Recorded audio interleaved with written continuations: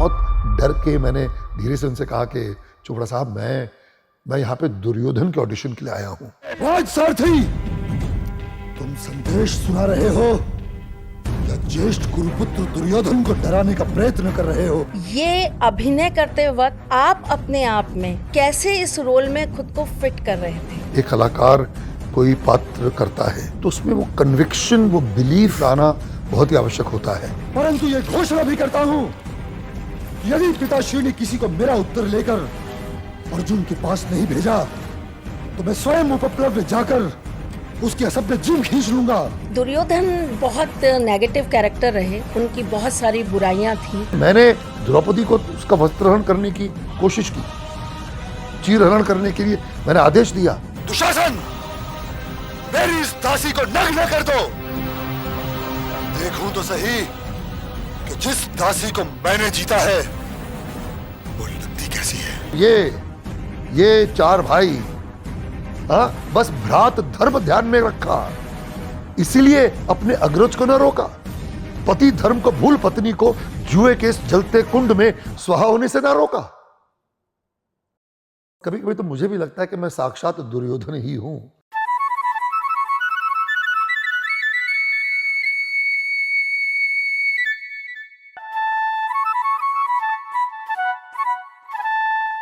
जय श्री कृष्ण। स्वागत है आपका सारथी त्रिशला के साथ।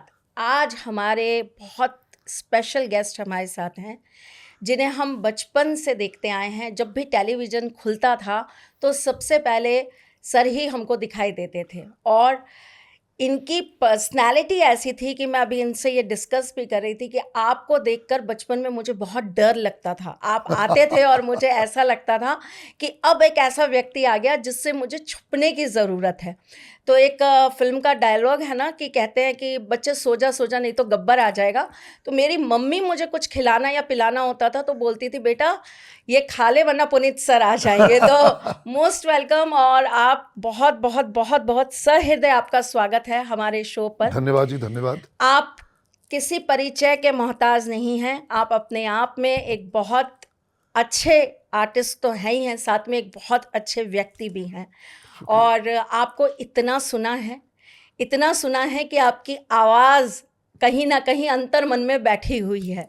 और वो आपका मामा श्री बोलना, वो तो मतलब आज भी वो टैगलाइन कोई मामा भी बोलता है ना तो वो याद आ जाता है कि मामा श्री जी। तो सर, हम आज आपको कुछ चीज़ें हैं जो आपसे शेयर करना चाहते हैं और आपसे पूछना चाहते हैं जी।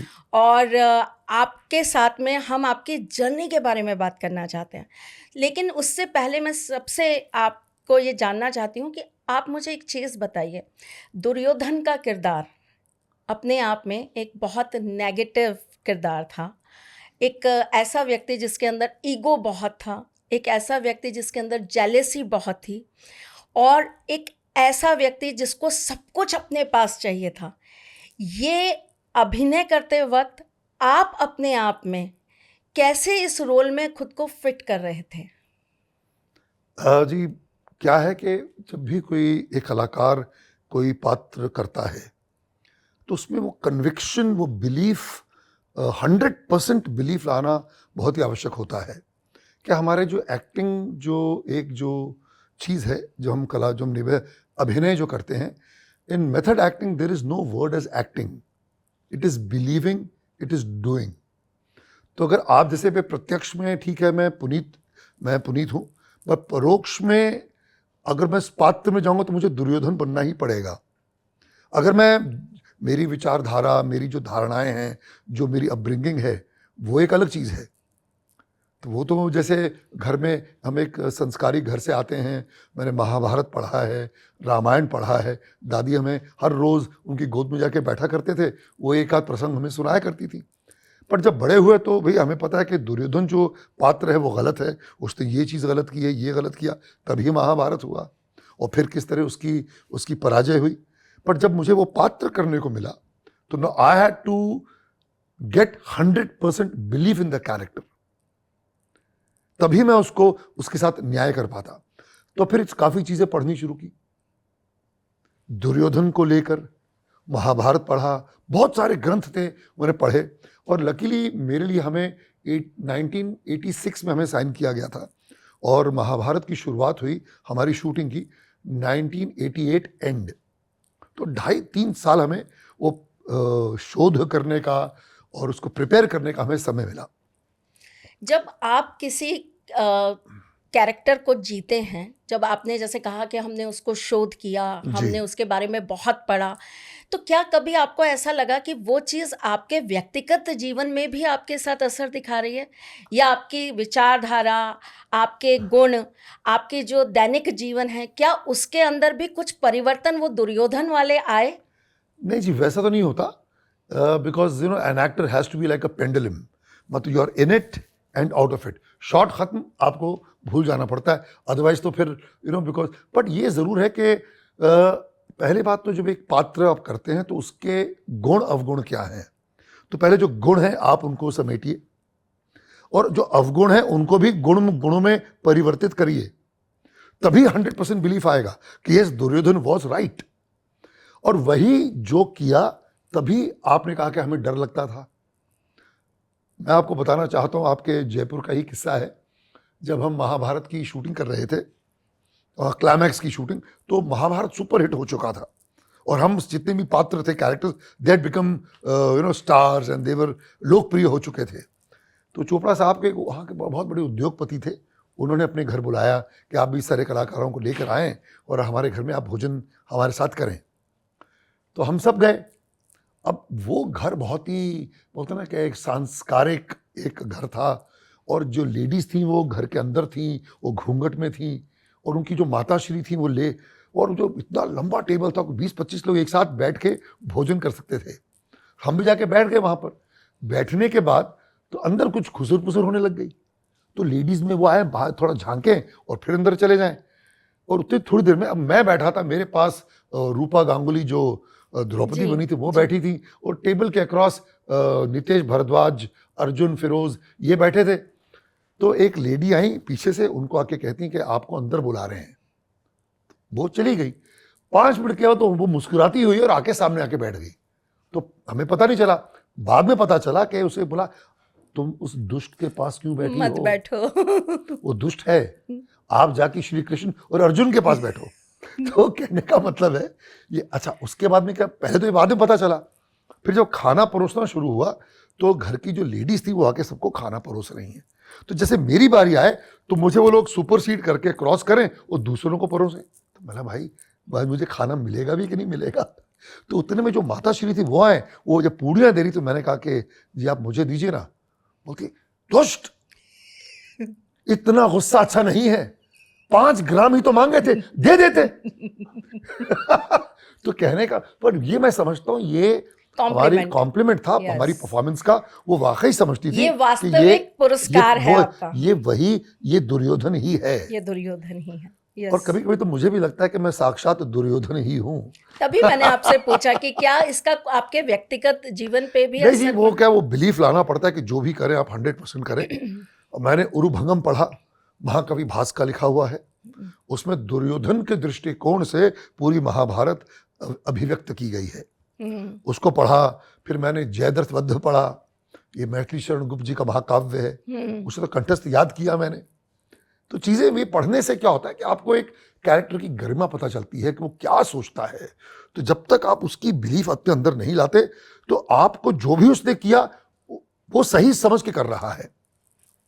And the best part about हमारी जो हिस्ट्री है वो है कि ये जितने भी कैरेक्टर्स हैं they are heroes of a classical tragedy. और महाभारत की सबसे खूबसूरत बात ही यह है कि there is nobody who is 100% white और ब्लैक। जितने भी कैरेक्टर्स हैं वो either they are 99.9% white, but 0.1% उनमें भी काला है। और हमारे शास्त्र भी कहते हैं सर कि जिस तरह आपकी फिल्म इंडस्ट्री के अंदर डायरेक्टर्स होते हैं, तो ऐसा कहते हैं कि जो श्री कृष्ण है वो डायरेक्टर थे और उन्होंने एक एक पात्र को चुना था जी, और तभी ये महाभारत रची गई थी। और महाभारत का हर एक अध्याय उन्होंने पहले से ही डिसाइड कर रखा था 100% कि अब ये होगा, अब ऐसा होगा, अब इसके बाद ऐसा होगा, तो महाभारत होगी। तो ये एक तरीके से पूरा ईश्वर के द्वारा रची गई एक स्क्रिप्ट है बिल्कुल और एब्सोल्युटली। उसी के आधार पर, क्योंकि उनको बहुत ज्ञान देना था, उनको दुनिया को एक अपनी व्यवस्था समझानी थी। और आप देखिए ना, जो चीज़ जब आपने महाभारत करी, तब उस वक्त ये सब कल्चर नहीं था कि भाई पैसों के लिए लड़ेंगे या आपस में घरों में इतना विवाद होगा या इस तरीके से औरत जो हैं उनका अपमान होगा। चीज़ें थी लेकिन उतनी नहीं थी। अब आप कलयुग में आप देखते जा रहे हैं, जैसे जैसे बढ़ता जा रहा है, वो सारी चीज़ें अब बहुत कॉमन हो गई हैं। जी। छोटे छोटे घर हो गए हैं, बड़े घर बिखरते जा रहे हैं, भाई भाई अलग होते जा रहे हैं, प्रॉपर्टी के लिए लाखों केसेस पड़े हैं अदालत के अंदर। तो ये सारी चीज़ें जो हमने महाभारत में देखी, और जब महाभारत हुई थी, जब असली की महाभारत हुई थी, तो यही समझाने के लिए हुई थी कि ये जो गलतियाँ हुई हैं ना यहाँ पर, इन गलतियों को भविष्य में ना दोहराया जाए। चलिए सर, एक चीज़ और मेरे मन में हमेशा आपसे पूछने की तमन्ना रही है, आपको दुर्योधन ही मिला था या आपने कुछ और ट्राई किया था तो आपको दुर्योधन का पात्र मिला था? नहीं जी, क्या था कि मैंने पहली फिल्म की थी कुली, जी, अमिताभ बच्चन जी के साथ। आपकी बहुत जी हिट हाँ, मूवी सुपर हिट थी। थी। दुर्भाग्यवश उसमें वो हादसा हो गया था जिसमें अमित जी को मेरे हाथों से लग गई थी गलती से। पर वो ठीक, पर एक उससे क्या हुआ कि एक ऐसी छाप बनी कि पुनीत सर डील डॉल बहुत तगड़ा है और 8th degree black belt, I was in martial arts.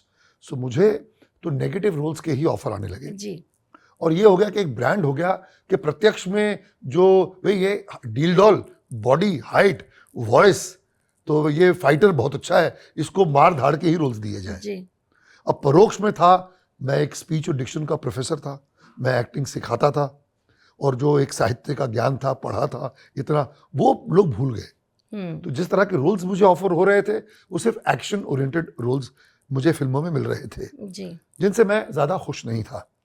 और 82 में कुली का हादसा हुआ और 88 तक का मेरा स्ट्रगलिंग पीरियड था। हम्म, आता था काम, अच्छा नहीं था, और जो अच्छा काम आता था, जो कुछ किया वो चला नहीं।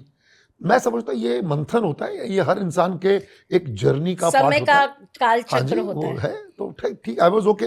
और ये क्या होता है कि ये आपको चीज़ें जो हैं, ये जो ऐसा समय जो होता है वो आपको ऑन द कॉन्ट्ररी बहुत कुछ सिखाता है। तो ये मेरा वो एक आत्म मंथन कहिए, वो मेरे चर्निंग पीरियड था मेरा। तो जब मुझे पता चला कि चोपड़ा साहब जो है महाभारत बना रहे हैं, तो मैं उनके पास गया कि जी आई एम अवेलेबल, और मैं समझता हूँ कि मेरी जो I am very suited for what you are doing and आपको चाहिए कमिटमेंट, तो I will give you full commitment. 3 साल का वक्त, हम और कोई काम नहीं करेंगे, आप ही के लिए करेंगे। तो मुझे देखा तो बहुत खुश हुए, बोला भाई बिल्कुल, इशारा किया उन्होंने आपस में, ठीक है डन, जाओ यू आर सिलेक्टेड।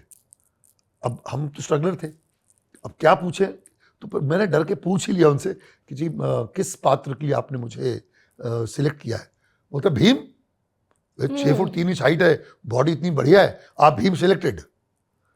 अब मैं बहुत डर के मैंने धीरे से उनसे कहा कि चोपड़ा साहब, मैं यहाँ पे दुर्योधन के ऑडिशन के लिए आया हूँ, मैं दुर्योधन का पात्र तो वो करना आपकी चाहता हूँ, चॉइस थी? मैं करना चाहता हूँ। ओके। भाई बेगर्स कांट बी चूजर्स। तो बोलते हैं भाई कमाल है, वहाँ पे जो पंडित नरेंद्र शर्मा जी थे, राही मासूम रजा जी थे जो डायलॉग राइटर। बोलते यार हम आपको हीरो बना रहे हैं और तुम विलन बनना चाहते हो। बोला जी मैंने महाभारत पढ़ा है और I know how powerful Duryodhan character is and I wanted to make my mark in the industry as a negative character. So मुझे था कि भीम करता तो शायद नहीं, मैं भीम भी बहुत अच्छा करता, लेकिन दुर्योधन से मुझे मेरे कैरियर को डेफिनेटली वो फर्क पड़ता, मुझे बेहतर रोल्स मिल सकते थे। मुझे अपना जो लोहा मनवाना था कि भाई पुनीत सर न केवल एक फाइटर है, वो एक बहुत बढ़िया कलाकार है। तो उसलिए फिर मैंने कहा, तो बोलते कहे भाई आप क्या जान, मैंने जी मैंने बोलता आपने क्या पढ़ा है। मैंने कहा जी मैंने तो जयद्रथ वध कंठस्थ किया हुआ है, मैंने उर्भंगम पढ़ा है, I know how important Duryodhan character is for Mahabharata, तो मैं उसके लिए ऑडिशन करना चाहूँगा। बोला आप सुनाइए कुछ, आपने क्या है, आपने इतना कहा, आपने वो तो जानना भी चाहते थे कि झूठ तो नहीं बोल रहा अगला। तो मैंने बोलते ना कि हाथ कंगन को आरसी किया और पढ़े लिखे को फारसी किया। तो मैंने उसी वक्त उर्भंगम उन्हें कंठस्था सुनाया। वो जब सुनाया तो वो तो तालियां बज गई वहां पे, कहा कि वी गॉट अवर दुर्योधन, इसी को दुर्योधन दो। So that's how I got Duryodhan character. और मुझे ऐसा लगता है, क्योंकि आप सामने बैठे हैं इसलिए नहीं कह रही हूँ, लेकिन ये मेरी बचपन से आपको लेकर एक जी। हमेशा अपनी एक व्यू रहा है कि अगर आप दुर्योधन ऐसे ना होते तो शायद अर्जुन जो हैं जी वो उस तरीके से लोगों के दिल में ना समाते। हाँ जी बिल्कुल। क्योंकि जब हम किसी बुराई को देखते हैं ना तभी हम किसी अच्छाई की कदर कर हाँ जी पाते बिल्कुल, हैं। कहते हैं ना कि अच्छाई का कोई महत्व नहीं है जब तक बुराई ना हो। बिल्कुल जी, बिल्कुल। प्रकाश अंधकार, तो सत्य असत्य, तो बहुत उसकी बहुत ही आवश्यक है बहुत वो। आवश्यकता होती है। जैसे आपने कुली के बारे में बताया तो थोड़ा सा हम इसके बारे में आप आपसे पूछिए बात कुछ भी। करें। हाँ जब ये हुआ आपके साथ इंसिडेंट कि अमिताभ जी को आपकी वजह से चोट लगी, इसका आपके स्तर पर, आपके मानसिक स्तर पर और आपके पारिवारिक जीवन में इसका क्या आपके ऊपर असर आया? इट वाज दुर्भाग्यवश, इट वाज एन एक्सीडेंट, जानबूझ के तो कोई करता नहीं है। एक्शन पर क्या सीन्स होता है तीन जब करते ऑडियंस वक्त। किसी से बहुत प्रेम करती है, अब जी जैसे अमिताभ जी हाँ जी, के वो तो उस हाँ समय बिल्कुल तो एब्सोल्युटली। लोग सो दीवाने थे। प्रतिक्रियाएं थी, लोगों का था कि भाई तो कुछ प्रेस वालों ने ये भी छाप दिया कि भाई शायद पुनीत सर ने जानबूझकर मारा है, यू नो, लाइक किसी ऑपोजिट किसी एक बड़े एक्टर से पैसे लेके काम किया है, जबकि ऐसा कुछ था नहीं। जी। But Amit ji was a great human being. तो जब उनको लगा कि यार इस तरह की अफवाहें फैल रही हैं और पुनीत बहुत ही डिस्टर्ब्ड है, तो उन्होंने स्पेशली मुझे हॉस्पिटल बुलाया। और उस अवस्था में देखिए उनकी ग्रेटनेस उस शख्स की, उन्हें बुलाया और मुझसे कहा कि पुनीत तुम्हारा कोई कसूर नहीं है, मैं खुद एक्शन कर चुका हूँ, मैं जानता हूँ। वो एक फिल्म कर रहे थे अपना विनोद खन्ना जी के साथ, आई थिंक हेरा फेरी थी या खून पसीना थे, मुझे याद नहीं है। मतलब उस अवस्था में उन्होंने मुझे वो किस्सा सुनाया कि I was shooting and I was suppose to chuck a glass at Vinod Khanna, जो जाके विनोद खन्ना के यहाँ पे लगना था। तो रिहर्सल 3-4 बार की, सब ठीक हुआ, और टेक में जब किया, वो विनोद खन्ना ने डक लेट किया या मैंने उत्तेजित होकर जल्दी मारा, वो बजाय टाइमिंग था, वो ग्लास उनके सर को बच के दूर जाना था, वो ग्लास जाके डायरेक्टली जाके विनोद खन्ना के यहाँ लगा और यहाँ कट गया, कुछ 6-7 स्टिचेस आ गए थे। वो तो आई फेल्ट सो गिल्टी कि मैंने आप, उसने कहा नहीं अमित तेरा कसूर नहीं है यार, वी आर फ्रेंड, तुम जानबूझ के थोड़ी मारोगे। तो बोलता है I know what you are going through, आपने जानबूझ के नहीं किया और मैं आपके साथ हूं। तो उस अवस्था में उठे, मेरे कंधे पे हाथ रखा, मुझे जानबूझ कर बाहर छोड़ने तक आए। तो वहां पे प्रेस वाले पूरे बैठे, उन्होंने देखा कि भाई अमित जी तो बहुत ही प्यार करते हैं पुनीत को, जया जी बहुत ही कमाल के, वो बहुत ही अच्छा परिवार है, बहुत मिलनसार, बहुत प्यार वाले है। तो कहा किया, बट एक धारणा बन गई थी। हाँ। अब उस तरह के फिर रोल्स नहीं मिलने लगे जो मैं करना चाहता था, एक छाप अलग लग गई। तो that was a struggling period, may be वो पीरियड था मुझे और सक्षम, जिसने मुझे सशक्त बनाते। बनाया मुझे, वो पीरियड था। बट देन 88 ऑनवर्ड्स फिर मैंने महाभारत की, ईश्वर की कृपा रही, सब ठीक हुआ उसके बाद। लोगों ने आपको बहुत प्यार दिया। जी जी। पुनीत जी क्या करना चाहते थे? बतौर कलाकार जी। I wanted to do all very meaningful roles, जो मुझे ईश्वर की कृपा से फिर मिलने लगे। फिर मैंने मुझे था कि मैंने साउथ में बहुत काम किया। मैंने चिरंजीवी जी के साथ 4 फिल्में की, सुपर हिट फिल्में। जी। एक थी इंदिरा, एक थी टैगोर, एक थी मास्टर। फिर रजनीकांत जी के साथ 2 फिल्में की, वो सुपर हिट। एक सत्यराज थे, उनके साथ की। फिर एक थे शरद कुमार, उनके साथ की तमिल फिल्म, तेलुगु, तमिल, मलयालम में मोहनलाल जी के साथ योद्धा, पिनगामी, और super hit films. Bombay industry में with Shahrukh Khan I did Ram Jaane, जी। I was the main villain there. Yeah. Kshatriya with Sunny, जी। जी। संजय दत्त। तो और सलमान के साथ सूर्यवंशी की, जी। बहुत फिल्में की मैंने, सूर्यवंशी की, और पता नहीं और भी फिल्में थी, चंद्रमुखी थी, सनम बेवफा थी, all these are super hit films I am talking about. वो की फिर मैंने था कि एक इमेज तोड़ा जाए, अपनी एक रीइन्वेंट किया जाए कि मैं न केवल नेगेटिव कैरेक्टर और भी कर सकता हूँ। तो मैंने बॉर्डर फिल्म की। जी। बॉर्डर वॉज आउटस्टैंडिंग फिल्म, और जो रतन सिंह का कैरेक्टर, एक हसमुख, एक शेरदिल, एक इंसान, तो वो सुपर। तो ईश्वर, और कभी कभी ऐसा लगता है, मतलब ये जितने भी आप कैरेक्टर्स की बात कर रहे हैं, मेरा पर्सनल व्यू इन सब के लिए ये ऐसा लगता है जैसे आपके लिए ही ईश्वर ने लिखवाए हों। नहीं, कुछ होता है जी, कुछ कैरेक्टर्स होते हैं जिनमें आप सिर्फ पुनीत सर को ही देख सकते हैं। अब वो जो रतन सिंह कैरेक्टर था बॉर्डर का, he was the tallest and the strongest Sardar of the regiment. अब ऐसे पात्र के लिए आप किसको लेंगे? तो एक, अब जैसे मुझे कोई अगर कहे कि भाई हमें एक कैरेक्टर है जिसने 6 महीने से खाना नहीं खाया, भूखा, दीनहीन, गरीब एक पात्र है, मैं उसमें मैं फिट ही नहीं आऊंगा। आप समझ रहे हैं कहने का मतलब क्या है? तो certain characters are made for me. आजकल ये बहुत प्रचलन चल गया है कि जी। लोग जिम जाते हाँ जी। हैं, अपनी बॉडी बनाते हैं, सिक्स पैक्स बनाते हैं और आपके इंडस्ट्री में तो इसका बहुत ज़बरदस्त क्रेज़ चल रहा है। आपके समय में आप अपने आप को फिट रखने के लिए और आप अपनी इस पर्सनैलिटी को एज़ इट इज़ मेंटेन करने के लिए क्या करते थे? जी, I was into way ahead of time. मैं 1978 में I was 8th degree black belt in martial arts. I used to do weight training, I used to do martial arts. तो इनफैक्ट अगर आप महाभारत अगर आप देखेंगे, जितने भी हमारे साथ के कलाकार थे, किसी की भी बॉडी नहीं थी। जी, नहीं थी। वो तो बख्तर अख्तर पहन के, but I was the only one जो बेयर बॉडी होता था मैं। जी, वो कर्ण हो, अगर उनको कपड़े सबको उतार दिए जाए अर्जुन के, तो बेचारे पतले पतले थे। जी, वो भीष्म पितामह को वो दे दिया, बख्तर दे के सब ठीक थे। जी। But I was the only one who used to do weight training, who used to do martial arts. और मेरा था, ये शुरू से मुझे शौक था। और वो चीज़ हमें वो उस आज सीन भी मैं में करता हूँ। बहुत साफ पता लगा था कि आपने अपनी बॉडी पे कितना हाँ जी, काम बहुत। किया है। तो जब मैं 19 ठाकुर आप देखिए 1888 की बात कर रहा हूँ मैं। हाँ जी, और जब आपके पास कृष्ण जी आते थे और आपको बोलते थे कि आप अपना जाइए अपनी माता से माता से भेंट मिलने, के, हाँ जी। तो उसमें जब आपको दिखाया गया था यस तो वो यस समझ में आ रहा आता था कि कि दिस, हाँ, हाँ जी, बिल्कुल। वो वे अहेड ऑफ टाइम।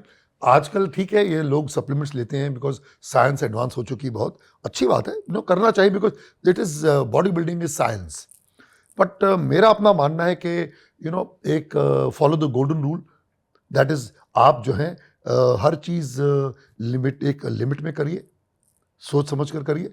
और नेचुरल खाना जो है, जो घर का जो खाना, I believe in that.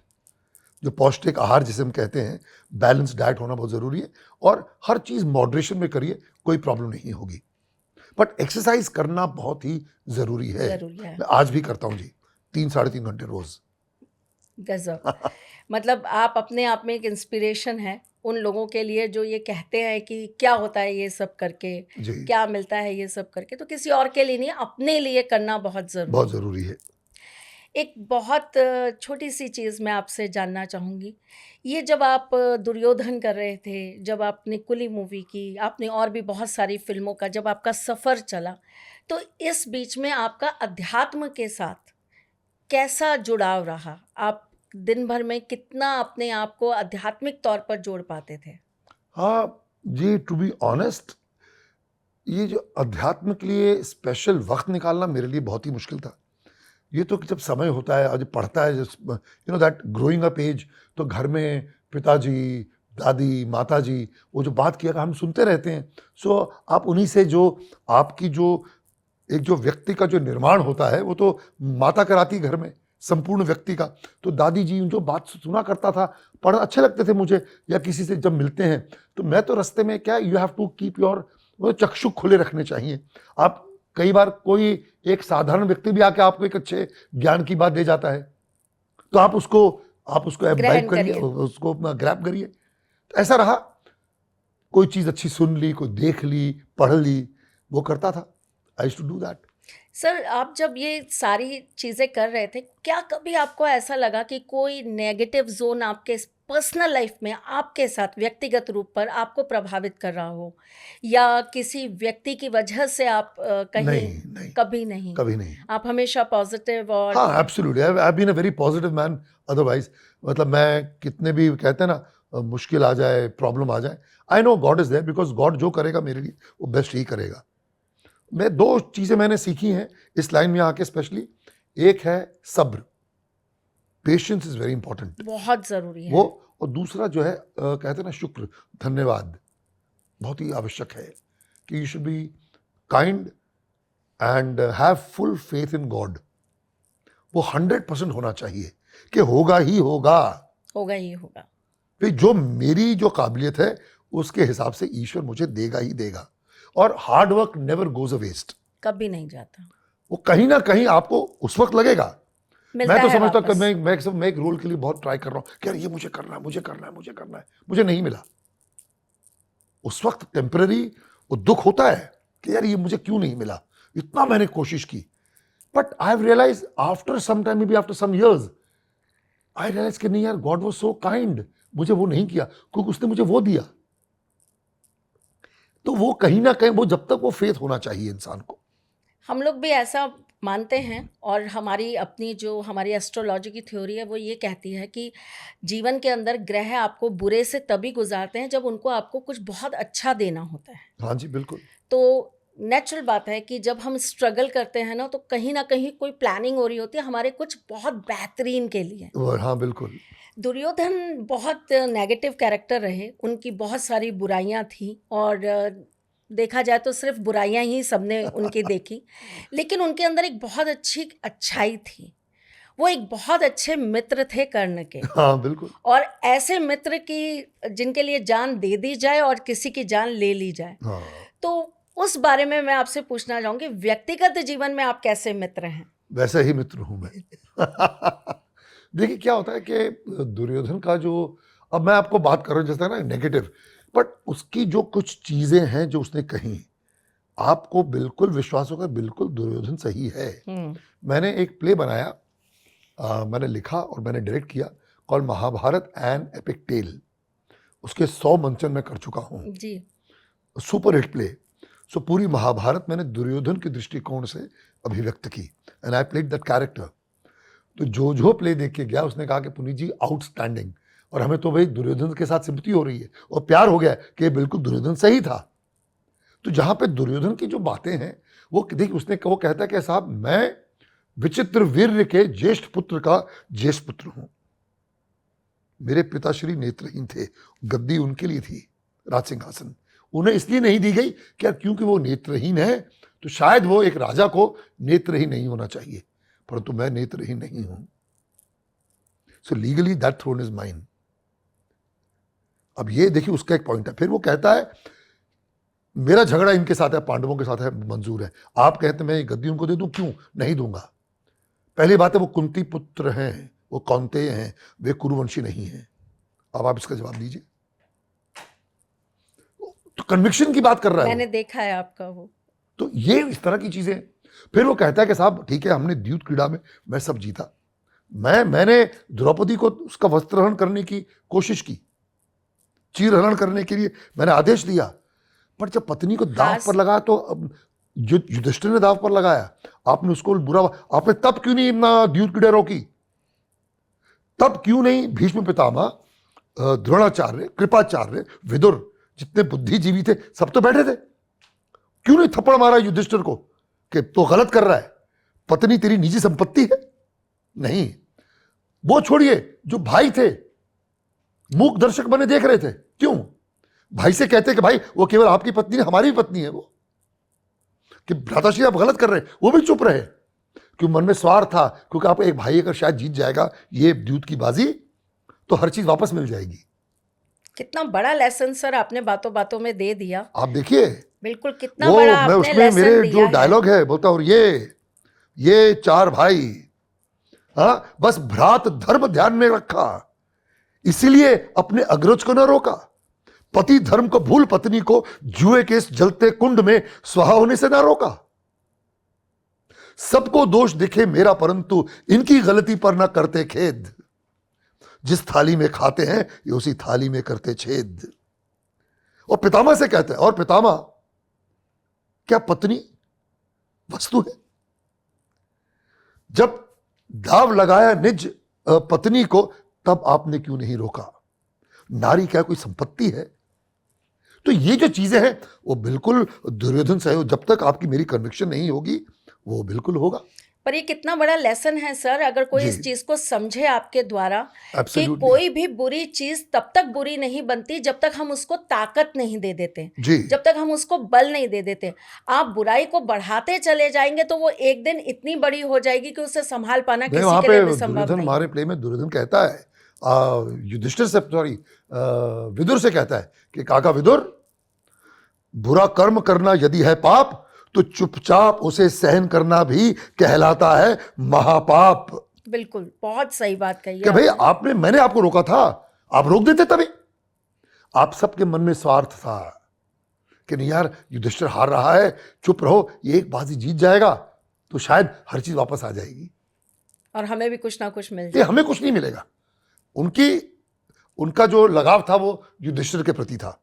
Yudhishthir पहले राजपाट हारा, जेवर हारा, इंद्रप्रस्थ हारा, रोक देते कि साहब अभी हार गए, जाओ, उसको प्रलोभन दिया गया कि भाई एक बाजी और खेलते हैं, you win one you get back everything. They should have said no. फिर कहा तुम अपने भाई, मैं तो अर्जुन का दांव पे लगाता हूं, रोक के तुम अपने सगे, तुम्हारा सगा भाई क्या कोई वस्तु है, क्यों लगाने दिया? जब वो अर्जुन हार गया तो उसने भीम को बोला, भीम का बात किया, तो भी तभी भी रोक देते। कहते नहीं कि अगर शायद जीत जाए तो ये अर्जुन भी वापस ये सब जीत जाएंगे। पांचों भाइयों को उसने, पांचों भाई दास बन गए। फिर जब पत्नी का जो अति कर दी ना दुर्योधन ने तो प्रलोभन दिया है, लालच। तो लालच तो युधिष्ठिर में भी लालच थी, तो युधिष्ठिर जो धर्मराज है वो 100% वाइट कहां से हुआ? देखिए, दैट मीन युधिष्ठिर जो धर्मराज के प्रतीक हैं उनमें भी 0.1% काला था। यही तो महाभारत हमें यही सिखाता है। देखिए, बहुत खूबसूरत किसी बुद्धिजीवी ने कहा है कि रामायण हमें सिखाता है क्या करना चाहिए और महाभारत सिखाता है क्या नहीं करना चाहिए। बिल्कुल बिल्कुल, बहुत खूबसूरत बात है। बहुत खूबसूरत बात। क्या होना चाहिए इस रामायण? आदर्श, एम्बॉडीमेंट ऑफ आदर्श। आदर्श पति कहिए, पत्नी कहिए, भाई कहिए, कमाल। ऐसा उदाहरण तो कहीं आपको मिलेगा ही नहीं। और क्या होना चाहिए इस रामायण और क्या हो रहा है इस महाभारत। एक अभी मैंने रिसेंटली आपका होली की एक कविता सुनी थी जी, वो मैं चाहूंगी कि प्लीज आप हाँ। सुनाएं। वो क्या है कि मैं कुछ ना कुछ करता रहती। मैं आजकल एक नए प्ले पे काम कर रहा हूँ जी उसका टाइटल है ईश्वर। जी, मैं अभी आपसे उसके बारे में जी, भी वो बात 10 करूंगी। तारीख को मैं लॉन्च कर रहा हूँ दिल्ली में। उसके 4 शोज होंगे, 10, 11 मैं जरूर आऊंगी मई। देखने। अवश्य आइए। 10 मई को है दिल्ली में और फिर 17th 18th मुंबई में उसका लॉन्च होगा। तो वो प्ले है Ishwar and I am playing Ravan in that. मैं रावण मेरे शो जय श्री राम में भी कर चुका हूँ। उसमें जय श्री राम मेरा खुद का प्रोडक्शन है which I have written, I have directed and that play भगवान राम के दृष्टिकोण से पूरी हमने रामायण अभिव्यक्त की है। 3 घंटे के सब ब्रॉडवे स्टाइल शो। ईश्वर जय ये रावण पर आधारित है और रावण और लॉर्ड शिवा उनका वो है। तो बहुत खूबसूरत, मैं उसकी जरूर पंक्तियां आपके चैनल पे मैं सुनाना चाहूंगा। रावण से पूछते हैं, इनको शिव भक्त है बहुत बड़े जी कि शिव कौन है, शिव क्या है। तो कुछ के तो सवाल तो उनसे जो प्रश्न किया जाता है वो बेसिकली पार्वती माता करती हैं। जब भगवान शिव से कैलाश पर वो मिलने जाते हैं तो बोलती है आज तुम्हें मिलने नहीं दूंगी, मैं तुम्हारी परीक्षा लूंगी। कहता हे माता, भाई परीक्षा का सामर्थ्य नहीं मुझ में, लेनी है तो प्राण लो माँ। वो कहता है तो कहते बाप भाई बताओ आप प्रश्न और मैं, बताइए क्या पूछना चाहती हैं आप। वो तो शिव कौन है हमें बताइए। तो वहाँ पे जो रावण है बहुत ही विद्वान था। तो वो कहता है कि शिव कौन है, शिव की सत्ता क्या, क्या हल दूं इस जिज्ञासा का, जो शून्य में और अनंत में भी, आरंभ में भी और अंत में भी, आकार नहीं इनका कुछ भी, साकार नहीं इनसा कुछ भी, जो देव के हैं दानव के भी, जीवित और मृत मानव के भी, नारी पूजे पूजे नर भी और यही अर्ध नारीश्वर भी, संसार में अनचाहा जो है शंभु का मन चाहा वो है। क्या कहूं भला के शिव है क्या, क्या रूप रंग क्या परिभाषा, शिव कौन है, शिव की सत्ता क्या, क्या हल दूं इस जिज्ञासा का।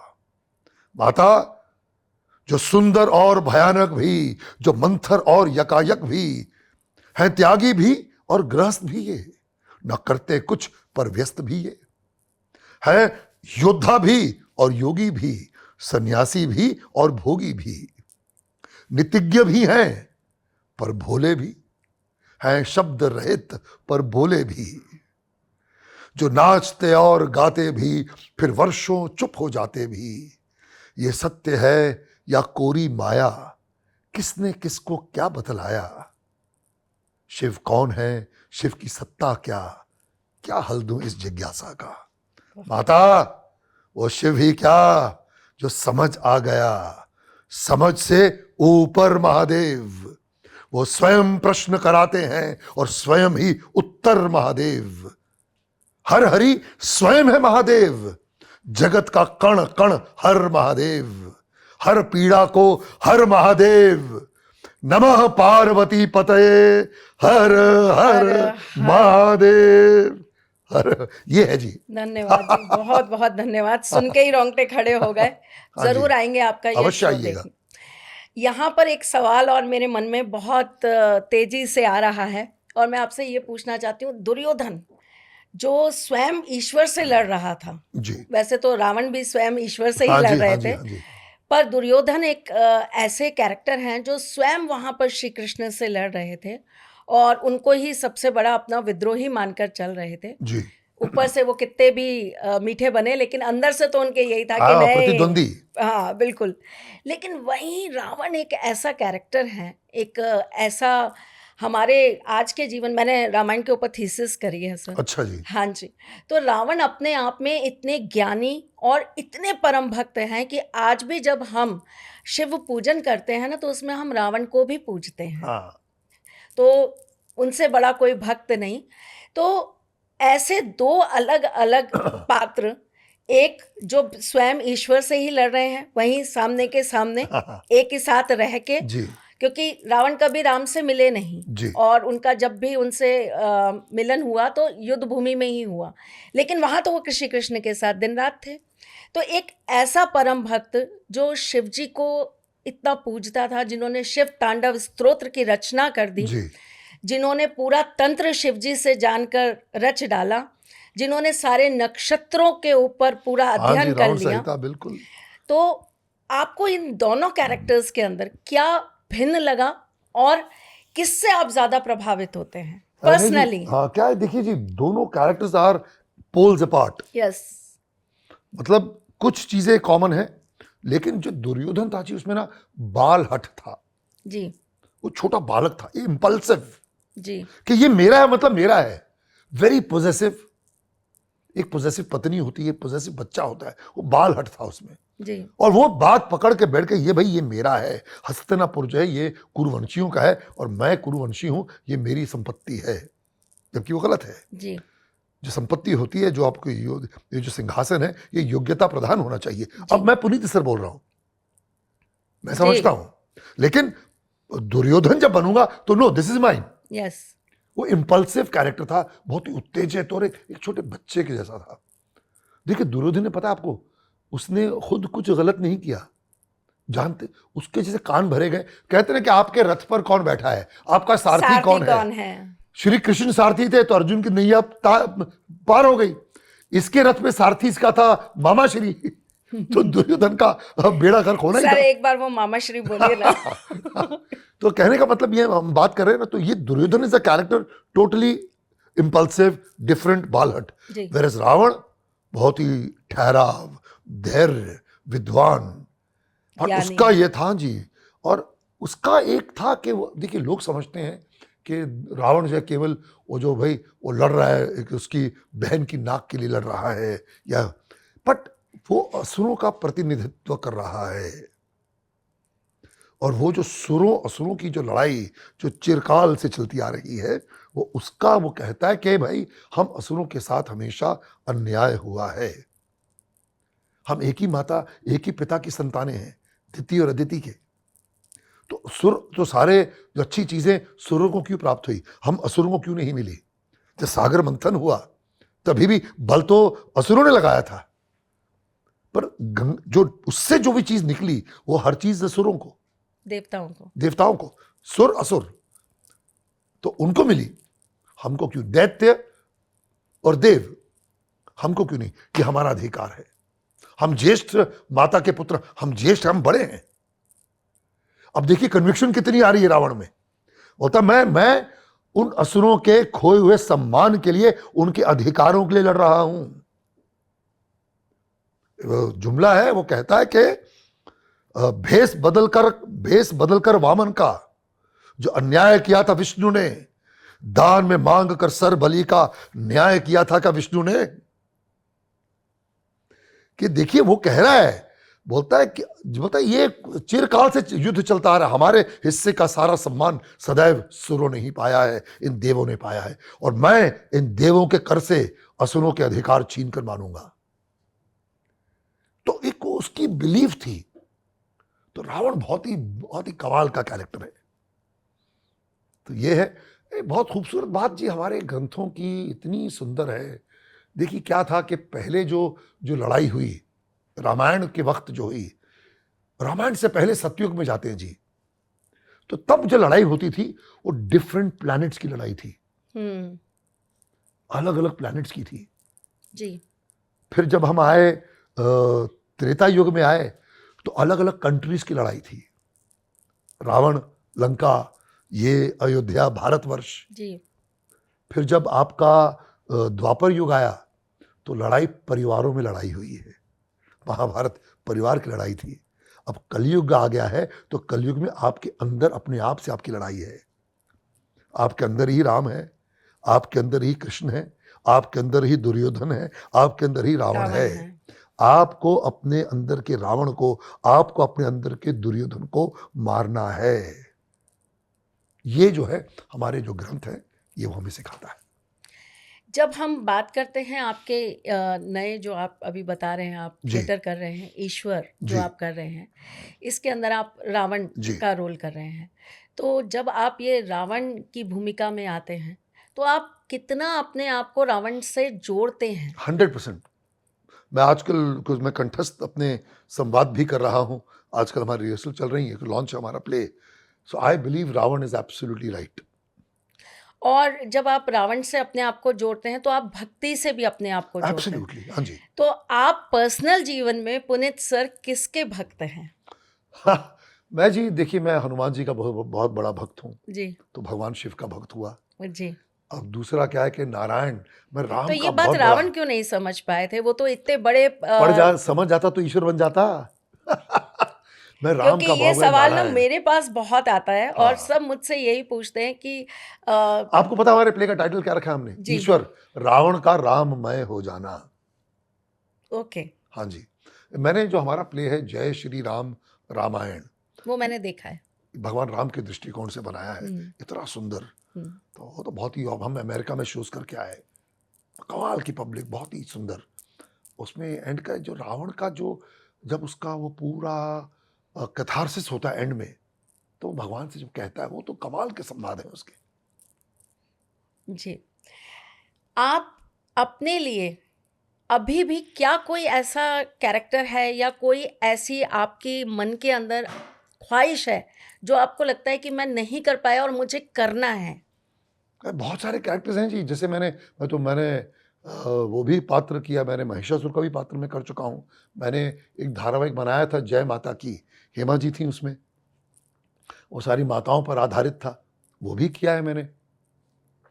कुछ ऐसे कमाल के हिस्टोरिकल कैरेक्टर्स हैं जो मैं समझता हूँ वो मुझे समय मिलेगा मैं अवश्य उन पर कुछ बनाना चाहूँगा।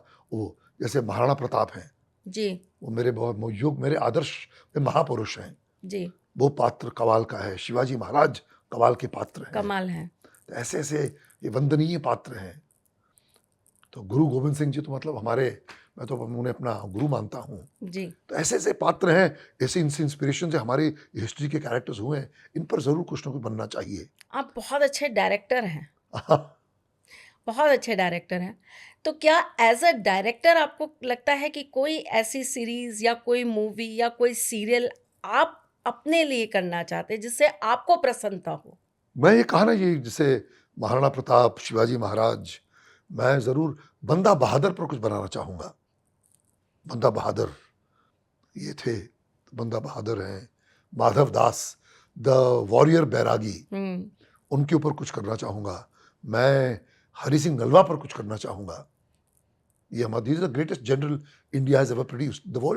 वर्ल्ड में अगर जनरल्स की मार्क्स ली जाए, who was the world's best general, एक ऑस्ट्रेलियन हिस्टोरियन ने कहा है कि it is not Napoleon Bonaparte, it is not Alexander the great, it is Hari Singh Nalwa.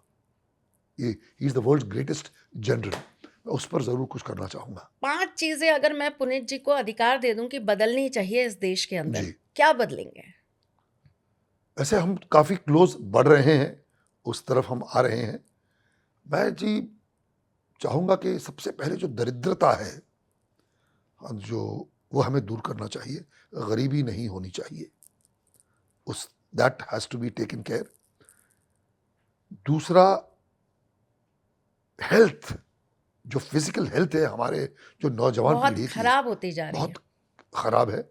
एक तो लोग वर्कआउट नहीं करते, औरतें नहीं करती, और अब क्या है कि आजकल के जो एक लाइफ स्पैन हो गया बहुत छोटा हो गया लोगों का, जबकि जो मनुष्य को जो जो जो जीव मिला है, हम इजीली 125-150 साल जी सकते हैं मिनिमम। मतलब ये एब्सोल्युटली निरोग्य रहकर, स्वस्थ रहकर आप जी सकते हैं। और जब साधन नहीं थे ना सर, तो लोग जी रहे थे। हाँ, अब जैसे ही सुविधाएं और साधन बढ़ गए हैं, बिकॉज उसमें फिर वर्कआउट आदमी नहीं करता, देयर इज सो मच, क्या कहते हैं, मिलावट इतनी आ गई है खाने में, आबो हवा में, हर चीज़ में। So that is the reason. तो ये तो पहले जो करप्शन है ये दूर होना चाहिए। खाने की मिलावट तो बिल्कुल नहीं होनी चाहिए। सबसे हाईएस्ट पेनल्टी होनी चाहिए जो दूध में, खाने में जो मिलावट करते हैं जिससे बीमारियां फैलती हैं, ये बंद होना चाहिए। स्त्रियों का अपमान बिल्कुल नहीं होना चाहिए देश में। ये दुर्योधन बोल रहे हैं। हाँ जी, देखिए भाई, देखिए हमारी वही देश है जहाँ पे एक औरत के लिए महाभारत हो गई। महाभारत लड़ा गया, एक स्त्री की अस्मिता के लिए लंका फूंक दी गई। बिल्कुल। वो तो स्त्री के लिए हुआ, तो कहने का मतलब तो चिरकाल से चलता आ रहा है। तो इसका मतलब आपकी वाइफ बहुत प्रसन्न रहती होंगी आपसे, क्योंकि आपने इतना सब हाँ, नजदीक से जिया है, हाँ, तो आप उस चीज पर अरे बिलीव वो करते हैं। बहुत तो ही आप चीज, मेरी धर्मपत्नी का नाम है दीपाली, तो वो बहुत ही, वो अध्यात्म वाली हैं। उनको डर नहीं लगता आपसे? मुझे डर लगता है उनसे। डरना भी चाहिए। बिल्कुल। वो जी पंजाबी में कहावत है कि शहर जिना दे वसना ते हाँ जी करना। ये कहने का क्या है कि इट इज नॉट, मैं ये डर नहीं है, ये बेसिकली एक आदर है, रिस्पेक्ट है। क्यों मैं कहते हैं यत्र नारेस्तु पूजन्ते तत्र रमते देवता। हमारे तो शास्त्रों में है औरतों की हमेशा पूजा करनी चाहिए, उनका आदर सम्मान करना चाहिए, और जिस देश में होगा वो देश प्रोग्रेस करता है। बिल्कुल करता है जी। जब आप यंग एज में थे, नो डाउट आप बहुत हैंडसम थे, आपकी पर्सनालिटी बहुत अच्छी थी, और दुर्योधन जैसा कैरेक्टर, तो कोई लड़की हिम्मत ही नहीं करती हो कि आपको प्रपोज करने की? तब मेरी शादी हो चुकी थी जी। अच्छा, हाँ, शादी से पहले? शादी से पहले भी, बिकॉज मैं एक, आई एम अ वेरी, कहते हैं ना, focus person. I knew, I was 22 when I got married. Oh, I was very young. I met my wife at a party.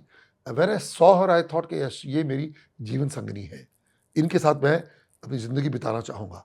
तो यह अक्सर लोग कहते हैं ना जी, I like you, I love you, कुछ नहीं, सीधा I go up to say, listen, I want to get married to you, will you marry me. वो तो शायद 16 साल की थी शायद। ओह, तो बोलती, तुम मतलब क्या, मतलब ये क्या आदमी, ये कैसा आदमी है जो सीधा कि ये कह रहा है। So I went to the mother, बोलती you have to speak to my mom. मैं डन, मैं वो दुर्योधन वाला एटीट्यूड, पहुंच गया उनके पास। ये मैं ये हूँ, ये हूँ, आपकी बेटी से मैं शादी करूंगा, आज नहीं 2 साल 3 साल बाद करूंगा, लेकिन इन्हीं से करूंगा। और सासू माँ मान गई? मान गई, उनको अच्छा लगा मैं कि बंदे ने सच तो कहा। ये अच्छी क्वालिटी है। हाँ जी, सर, आजकल ना मैरिजेस बहुत टूट रही हैं, हाँ जी, और आपने तो इतनी लंबी शादी हाँ जी। अपनी जी है, और लोग ना आजकल साल 2 साल 3 साल भी शादी नहीं निभा पाते। तो आपको क्या लगता है, ऐसी कौन सी चीज़ें हैं जो शादी में उसको मजबूत रखने के लिए इंसान को करनी चाहिए, बीइंग अ मेल? क्या है आजकल, क्या है जी, बिकॉज क्या है ना, पहले डिपेंडेंसी बहुत थी, औरतें काम नहीं किया करती थी, तो क्या वो एक प्लस शादी कर ली तो फिर निभाना पड़ता था कि अगर डिवोर्स, मैं अलग हो जाती हूँ तो मैं हाउ विल आई, एक स्टिग्मा भी था, सोशल स्टिग्मा था। घर वाले बोलेंगे यार हमारी बेटी रिश्ता टूट के घर आ गई, तो लोग, मेरे माँ बाप बेचारे क्या सोचेंगे, तो वो खून का घूंट पीकर औरतें निभा जाती थी। निभा जाती। एक निभाना, अच्छा दैट टाइम जॉइंट फैमिलीज भी हुआ करती थी। हाँ, जैसे आजकल श्रिंक हैं, साइकेट्रिस्ट हैं, तब क्या था, आपकी देवरानी है, आपकी चाची है, तो घर में समझा तो भी वो देते समझा भी देते थे। वो अच्छा, वो बेटे को भी डांट देते थे कि आप भी बेटा गलत कर रहे हो, राय रास पे आ जाओ। आजकल क्या सिंगल यूनिट हो गया है। लड़के भी डरते थे। लड़के भी डरते थे माँ बाप से, चाचाओं से, बाप से, और जो बाप होता था वो भी तुम गलत नहीं कर सकते बहू के साथ कुछ भी। सास जो होती थी माँ डांट देती थी। तो जॉइंट फैमिली का एक असर था। It is a very good thing. आपके बुरा वक्त अच्छा वक्त सब में आता है, बिकॉज मैरिज का क्या जी, constantly 24/7 like a job you have to work on your marriage. तो मैरिज नहीं टिकती, because they are two different individuals, और दोनों को करना पड़ता है। दोनों को एब्सोल्युटली। ये मैं कह रहा हूँ, it's a 24/7 job for both the parties. पहले इस जमाने में क्या था कि जॉइंट फैमिलीज थी, तो वो आजकल क्या है, विमेन आर इंडिपेंडेंट, वो काम करती हैं, उनको लगता है I should take bullshit from this man, मैं क्यों सहूं, मैं खुद कमाती हूं तो I can take care of myself. और आजकल वो सोशल स्टिग्मा भी नहीं है कि ठीक है अच्छी नहीं बनती, जिंदगी खराब करने से बेटर बेटे अलग हो जाओ और अपने नया जीवन शुरू करो, वो भी गलत नहीं है। बट इससे क्या होगा कि आजकल जो, that is why the marriages are, पहली बात है जी, शादी जो मैं समझता हूँ एक म्यूचुअल ट्रस्ट बहुत आवश्यक है, बहुत जरूरी है। म्यूचुअल ट्रस्ट के बाद उससे भी ज्यादा रिस्पेक्ट बहुत आवश्यक है दोनों पार्टीज का। जब रिस्पेक्ट होगा तो लव होगा, लव के बाद रिस्पेक्ट नहीं आएगा, पहले रिस्पेक्ट आनी चाहिए। I have to respect my spouse, तभी मैं उनके साथ अच्छा रहूंगा, तभी मैं उनको प्यार कर पाऊंगा।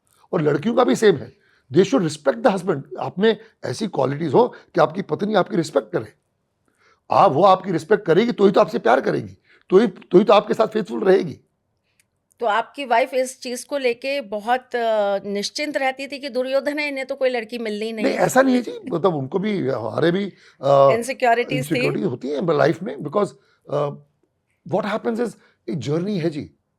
अब मैं कोई हर आदमी पता ना, सोने को भी आकार देने के लिए थोड़ी मिलावट करनी तो हम पड़ती है। ह्यूमन बींग्स हैं, हम फॉल्टर करते हैं, कहीं पे आप गिरते हैं, आपसे गलतियां होती हैं, पर फिर आपको संभलना पड़ता है कि भाई यू कैन नॉट ब्रेक। जो ये आपने एक जो वचनबद्ध होकर जो आपने एक वाव लिया है, आप चलते हैं आगे, और फिर आपका परिवार है, बच्चे हैं, उनकी भी जिंदगी है। तो जहाँ पे लगता है यार ये बीवी ने गलत किया या ये मैंने गलत किया, पर उसका ये मतलब नहीं कि वी शुड गो और अलग वेज। आपकी रिस्पॉन्सिबिलिटीज, आपके बच्चे हैं तो उनके प्रति उनका भविष्य बहुत इंपॉर्टेंट है। So there are so many factors where marriage, because क्या होता है ये जवानी में ना, आपको बहुत अच्छा लगता है कि यार कुछ नहीं है, आई डोंट केयर, मुझे कोई आवश्यकता नहीं है, मैं देख लूंगा। बट एक पॉइंट आता है जब आप स्लो डाउन करते हैं लाइफ में, जब आप काम नहीं करते, आपके माता पिता हमेशा नहीं रहेंगे, आपके भाई बंधु नहीं रहेंगे, जो आपके साथ निभाएगा वो आपकी पत्नी ही निभाएगी, बच्चे भी शादी करके चले जाएंगे। हमारी पंजाबी में कहावत है, कहते हैं नोट पनाया ते गया ते मुंडा व्याया ते गया। आप नोट रुपए को आप एक 100 नोट तोड़वा लें, वो खत्म हो जाएगा, खत्म हो जाएगा। तो ये कहावतें बनी हुई, कोई रीजन होगा तो निभाएगी, तो आपकी पत्नी ही आपके साथ निभाएगी। तो आप अपने एक रिस्पेक्ट करिए, उनकी इज्जत करिए। तो जो डर नहीं, वो हम मजाक में करते हैं कि मैं डरता हूं, डर नहीं है वो, basically likewise for the wife also. नहीं सर, देखिए आपने जो ये बात कही कि मैं डरता हूँ, इसकी मैं बहुत रिस्पेक्ट करती हूँ। हाँ, क्योंकि जब कोई आदमी, एक मेल जब इस चीज को बोलता है ना, तो इट मीन्स उसके अंदर एक कमिटमेंट होता है, होना चाहिए उस चीज को निभाने का। ये एक बहुत अच्छा फैक्टर है। अगर कोई आदमी ये कहता है मैं अपनी बीवी से डरता हूँ, नहीं नहीं नहीं, वो कोई कमजोर नहीं है इसलिए नहीं डर रहा है। हाँ। वो इसलिए डर रहा है क्योंकि उसको उस शादी के अंदर अपना 100% देना है। वो मैं उनको नाराज नहीं करना चाहता। Yes yes. क्यों करना उनको दुख, जिसने मेरे लिए इतना कुछ किया, तो वाई शुड आई उनको मैं क्यों दुख दूं। और वो घर की लक्ष्मी है। एब्सोल्युटली जी। तो वो उन्हीं से ये बरकत चीजें है। हमको दिमाग में, यही चीजें हैं हम जो करते हैं लाइफ में।